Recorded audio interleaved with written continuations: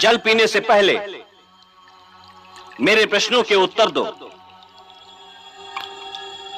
आप कृपया मुझे यह बताइए कि आप रुद्र, वसु अथवा मरुत आदि प्रधान देवताओं में से कौन हैं?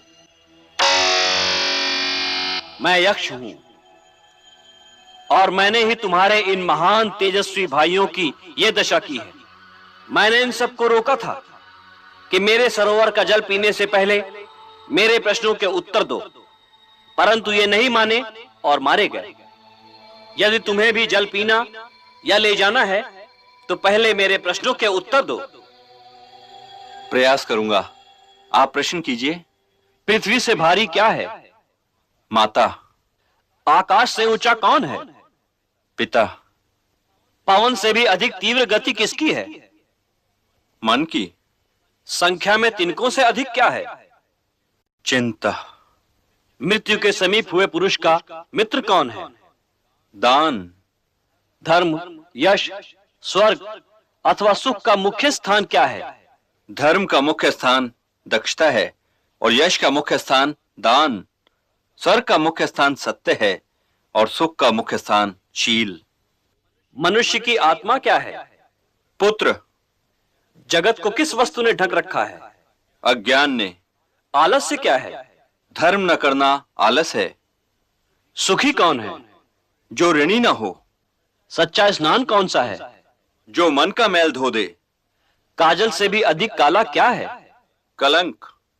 लोक में श्रेष्ठ धर्म क्या है? दया श्रेष्ठ धर्म है। किसको वश में रखने से शोक नहीं होता? मन को वश में रखने से शोक नहीं होता। लज्जा क्या है? ना करने योग्य काम से दूर रहना लज्जा है। दया क्या है? सबके सुख की इच्छा करना दया है। राष्ट्र की मृत्यु का कारण क्या होता है? अराजकता। हे राजन, वास्तव में ब्राह्मणत्व का प्रमाण क्या है? कुल, चरित्र, शिक्षा या शास्त्र ज्ञान? हे यक्ष, कुल, शिक्षा और शास्त्र ज्ञान ब्राह्मणत्व को सिद्ध नहीं करता। ब्राह्मणत्व का प्रमाण तो निसंदेह चरित्र ही है। अच्छे चरित्र वाला शूद्र उस ब्राह्मण से अच्छा है जो जन्म से तो ब्राह्मण हो और शास्त्रों का ज्ञान रखता हो, परंतु जिसका चरित्र अच्छा ना हो। धर्म क्या तर्क में है? नहीं। तो क्या ऋषियों की विचारधारा में है? नहीं, क्योंकि किसी एक ऋषि की विचारधारा दूसरे से नहीं मिलती, उनमें मतभेद होता है। किसी ऋषि के पास संपूर्ण सत्य नहीं। तो फिर धर्म का संपूर्ण सत्य कहां है? व्यक्ति के हृदय की गुफा में। और सबसे बड़ा आश्चर्य क्या है? सबसे बड़ा आश्चर्य यह है कि हर व्यक्ति यह जानता है कि मृत्यु जीवन का अंतिम सत्य है, फिर भी यही सोचता है कि कदाचित उसके जीवन का अंतिम सत्य मृत्यु नहीं। भरत श्रेष्ठ, तुमने मेरे सारे प्रश्नों के ठीक उत्तर दिए हैं, इसलिए इन चारों भाइयों में से जिस एक को चाहो वो जीवित हो सकता है। यदि इनमें से एक ही जीवित हो सकता है तो हे यक्ष, मैं अपने प्रिय अनुज महावीर नकुल को जीवित देखना चाहता हूं। हे कुंती नंदन, भीम और अर्जुन जैसे भाइयों को छोड़कर तुमने नकुल के ही जीवित होने की इच्छा क्यों की? मेरे लिए माता कुंती और माता माद्री में कोई अंतर नहीं। मैं दोनों माताओं के प्रति समान भाव रखता हूं। इसलिए यदि मैं भीम या अर्जुन को जीवित देखना चाहता तो यह माता माद्री के साथ अन्याय हो जाता।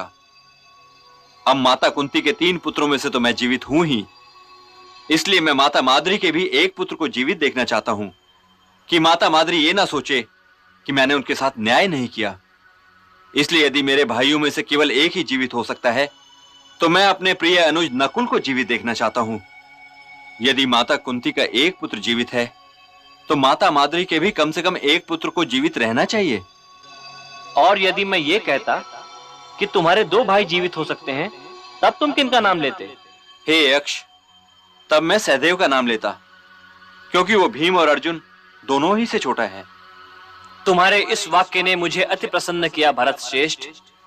तुम भरत वंश का गौरव हो। तुम्हें अपने सारे भाई जीवित मिलेंगे।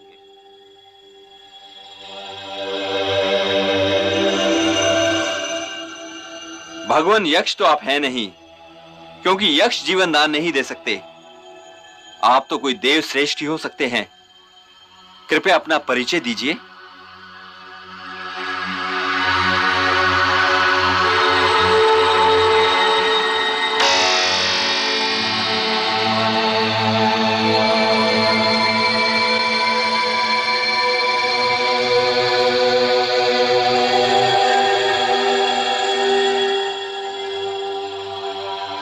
हे ज्येष्ठ कुंती पुत्र, मैं धर्मराज हूं और तुम्हें देखने के लिए ही यहां आया था। और हे भरत श्रेष्ठ, मैं ये देखकर अति प्रसन्न हुआ कि शम, दम, उपरति, तितिक्षा और समाधान, इन 5 साधनों पर तुम्हारी प्रीति है तथा भूख, प्यास, शोक, मोह और जरा व मृत्यु, इन 6 दोषों को तुमने जीत लिया है। तुम्हारा मंगल हो।